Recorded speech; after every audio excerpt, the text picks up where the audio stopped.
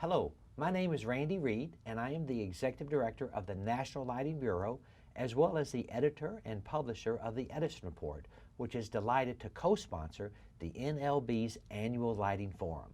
We are here at the studios of the forum's other co-sponsor, the International Brotherhood of Electrical Workers, where I am moderating 5 panel discussions. This panel is titled OLEDs, Where Are We and Where Are We Going? Our panelists are Mark Taylor from Corning and Michael Boroson from OLEDworks. Michael, Mark, welcome. Mark, the first question goes to you. Explain the OLED technology and how it works. Sure.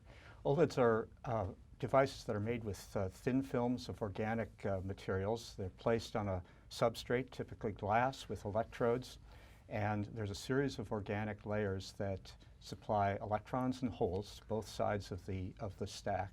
When the electrons and holes combine in an active region in the center, light is generated. This produces a very uniform light that comes out through the structure and typically out through the glass substrate at the bottom. When I first heard of OLEDs many years ago, I heard about printing OLEDs like a printing press. Are we able to do that? We're not there yet, although there are some technologies that point in that direction, but so far the technologies have been more effective using evaporative techniques than printing. But there's no reason why printing of OLEDs in the future would not be possible. I assume once demand picks up. Once demand picks up, once the materials and the formulation of those materials is right, then it should be possible to print them. So Michael, speaking of demand, where are we with OLED in general lighting? So in general lighting, we're seeing actually a big uptick recently. So OLEDworks introduced our Bright 3 family of products, which are the highest efficacy, longest lifetime products on the market, 85 lumens per watt, 100,000 hours. And companies like Acuity Brands, which is the largest US luminaire manufacturer, have selected OLEDworks as their sole supplier. They are introducing products now, not in their custom product line, but actually in their peerless standard product line. So now these are going to be products available through the catalog, so we expect to see much larger volumes. Other companies that are leading edge, like Visa Lighting and Amsco and Nadara, are also picking up and introducing more and more products. And the biggest problem, I think, has been really awareness. You know, most people don't even know what OLED lighting is, haven't seen it, haven't been under it. But when they do see it and when they have experienced it, they want it. And so it's really a matter of increasing awareness and exposure of people to experiencing the OLED lighting. So let's just say that I'm a hotel. Where would I use OLED lighting in my hotel? So, I mean, there's lots of places. Certainly it's been used in statement pieces, like in the lobby where you walk in and you have this, really amazing light fixture that draws people's attention. That's been sort of the first place that OLED's been used. But more practically, in hallways where you want a very thin light structure that doesn't take up space in your hallways, or in the rooms.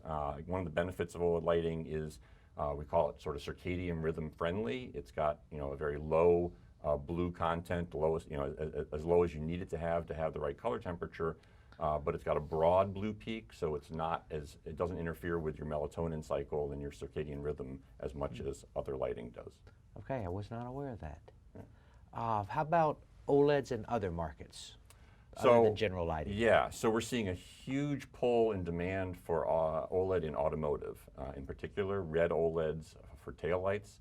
Actually, just this week, Audi at the International Symposium on Automotive Lighting in Germany introduced their OLED digital technology, basically taking OLED for their taillights and using lots of segments in the OLED, so think of it as almost like a display, and they are able to light up different images and communicate differently through the tail light than they can with any kind of LED or other lighting technology. But that's what I don't understand. Specifically with automotive, what would the advantage of OLED be in a tail light as opposed to LED?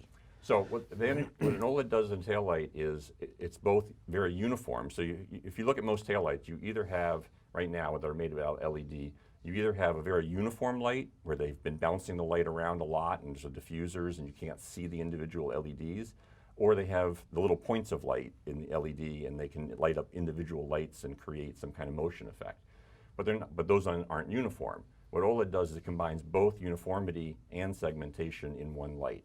So you can get a perfectly uniform looking light, but you can also segment it and create images and communicate through that in a way that you can't do with LED. So it's actually an application where LED is not able to do what OLED's able to do in that application. And Audi clearly believes that OLED is the future for automotive taillights.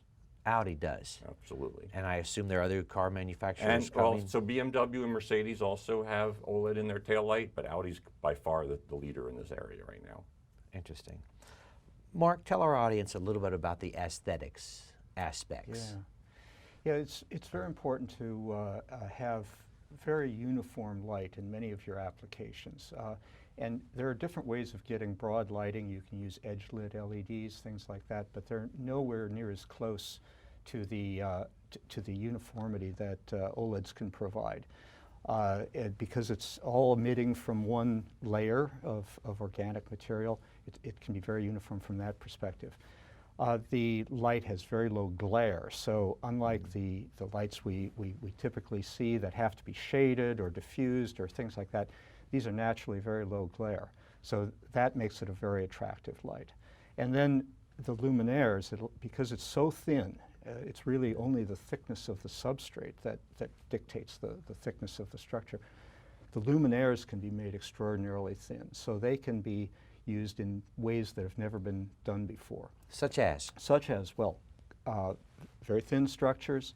They could even be made curved because we can make the glass so thin we can bend the light. Really? And Michael and his colleagues have actually done that and introduced products around that. So now you can think about luminaires that have different kinds of structures, curved structures, conformal structures. Think about it in vehicle interiors, for example, where you'd need a light to be conformal with the structure of the automobile or airplane. So, and then the color is also very uniform. So you don't have the spikes coming that you would from phosphors, for example. You can get a very uniform because there is color no phosphor. spectrum. There are no phosphors in it. Yes. Yeah, the OLED emits basically based on the chemicals that we put into it. There's actually what they call emitters, chemicals that you put in, and they're broad emitters. They're not spiky emitters. So you get a very full spectrum light source, more like natural light. There's no missing wavelengths like there are in fluorescent lights or even in LED that have some very big dips in the spectrum. OLED light, because it's made from these organic emitters, is very full spectrum, very broad, very high color rendering index, over 90 for the color rendering index. And so it reproduces natural light in a much nicer way. You know, we like to call it bright but comfortable lighting. No glare, as Mark mentioned, because it's naturally diffused. It's really the world's first light source that is an area light source. You think of most light sources like a bulb as a point source, right? The light's all coming from a single point or an LED chip, or maybe a line source with a fluorescent tube, right? So you have light sources that are lines, you have light sources that are points. Never in the history of mankind have we had a light source that actually comes from the whole surface.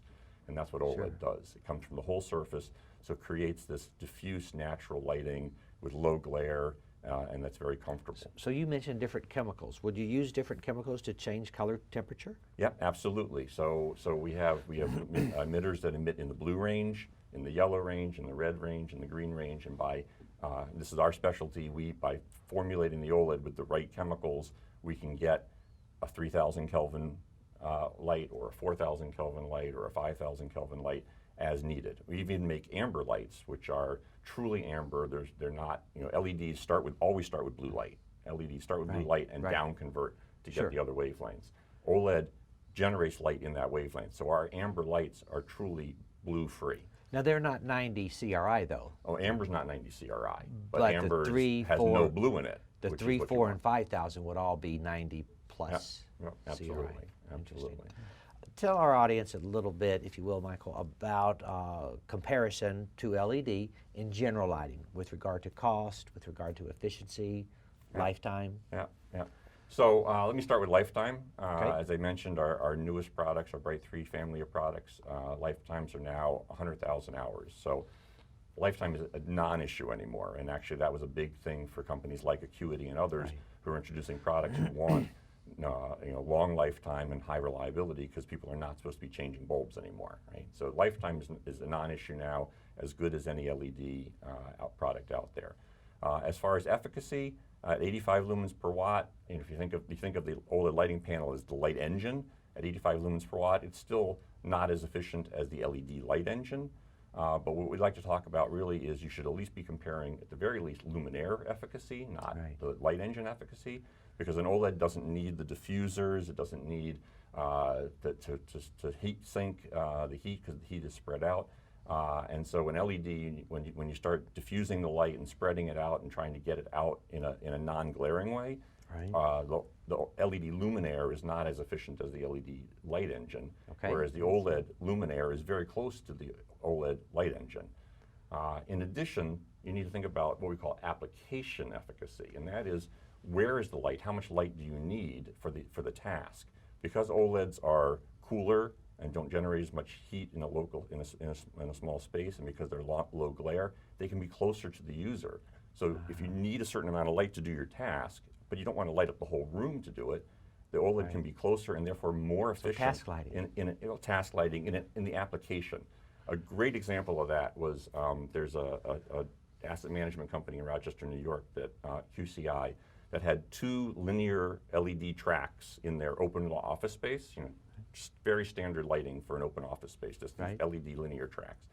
And they replaced 2 LED linear tracks with 1 OLED LED hybrid track, and they got, because it had better light distribution, you could get the same lighting result in a more pleasant light, high CRI, and basically 1 fixture instead of 2. So when you talk about efficacy, you're using half as much light total in that case. And sustainability, you're using half the material, better circadian. Absolutely. So that gets to cost, right? So when you start talking about cost, so of course LED is a new technology compared to, OLED is a new technology compared to LED.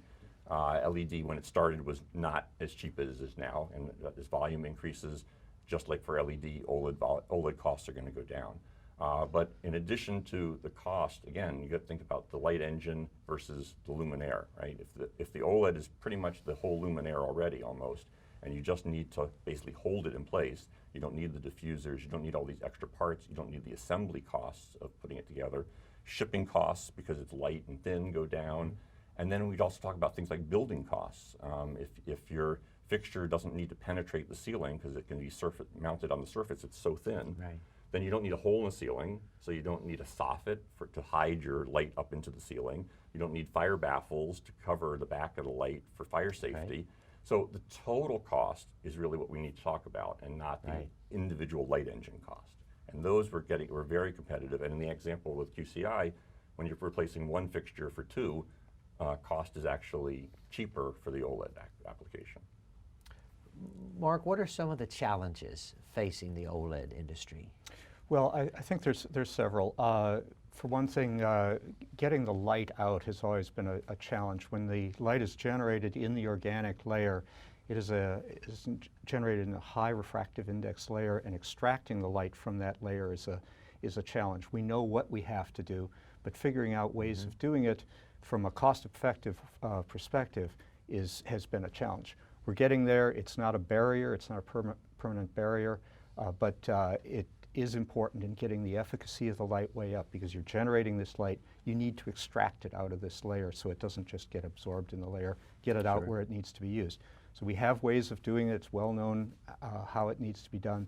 Finding cost-effective ways to do that has been a challenge, but we're moving ahead with that, and supplying substrates to companies like OLEDworks to actually do that ahead of time. It's all programmed into the substrate itself ahead of time. Other challenges, of course, are in the commercial area. We think we're about 7 years or so behind LEDs. We know the dollars per kilolumen cost has been coming down. We know when it hits a certain number of dollars per kilolumen, other applications are going to start coming in. That will drive more demand, higher volume. That should bring the cost down further. And what are some of these other applications that you see as the cost per kilolumen drops? Yeah, I think well, certainly various levels of industrial and residential lighting will bring it down. So you can start up here with automotive lighting, Right. high-end automotive lighting, for example, comes down to a lower kind of automotive lighting. Then certain kinds of commercial lighting can come in, task lighting and industrial lighting too, places where you need machine lighting, for example, and need very uniform lighting. OLEDs have been proven to be very effective in that. So there are other applications as you come down those cost curves that are much larger volume until you start getting down to home lighting and so on, where the cost has to be down in the, let's say $10 to $15 per kilolumen cost range, and then you Sure. see a very large expansion. So we haven't had the advantage that LEDs have had of really bringing the energy costs down. We're on par with that, but that hasn't been a driver because LEDs are already there. So Okay. we have to win on aesthetics, on design flexibility, on quality of light, those kinds of things, in order to penetrate this market. Yeah, Mark talked Yes.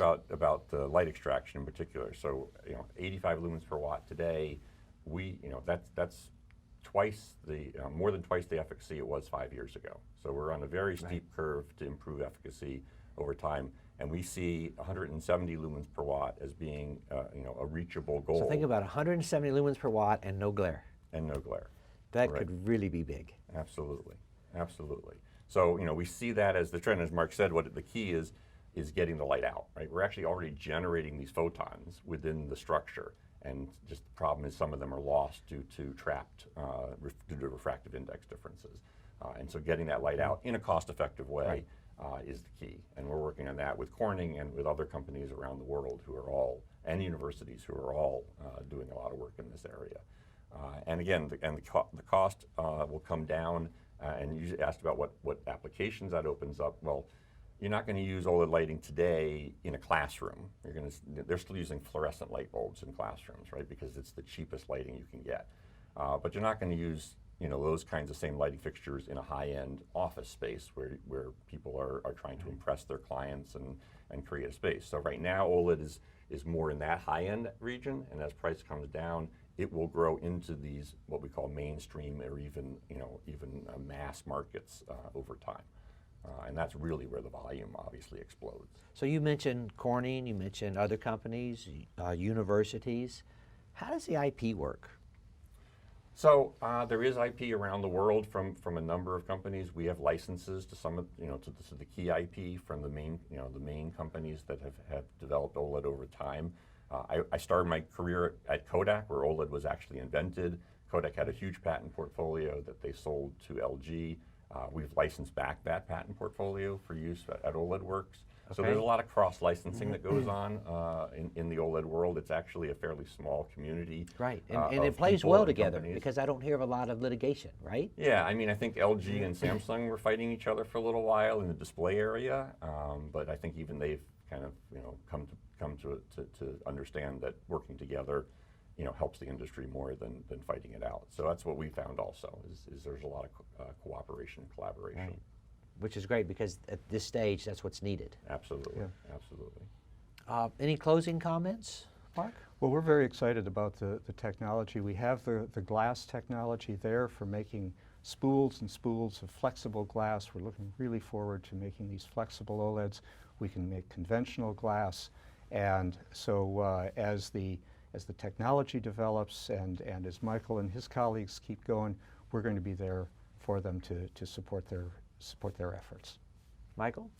Yeah, I just, when people ask why OLED lighting instead of LED or fluorescent or anything else, we really talk about sort of four main areas. One is the light quality. We talked about that. Low glare, diffuse, bright but comfortable lighting. We've talked about, the design aspects, that it can be flexible, ultra thin, ultra light. Those are great. But health and well-being is really one of the key areas that, people are paying a lot of attention to. And the fact that our lights have no blue light hazard rating by the IEC standard test, the fact that there's no UV in our light, the fact that it's a full spectrum light really creates a light of high interest. For example, surprising to us, China actually has very strict laws around the amount of blue light allowed in their lighting products because children are actually more sensitive to blue light damage than even adults because they don't have natural inhibitors to prevent that. And so China's actually buying a lot of OLED panels from us today and building fixtures specifically for things like desk lamps and things like that, where their kids are going to be working under these artificial lights. And so we think wellness and well-being and healthy lighting is going to be a real key separator for OLED over other technologies. Made in America? We're absolutely excited about that. The glass we make is in Harrodsburg, Kentucky. We're in New York State. Michael's in New York State. The whole technology is really a U.S.-based technology right now. That is great. All right, gentlemen, thank you. Thank you. Thank you.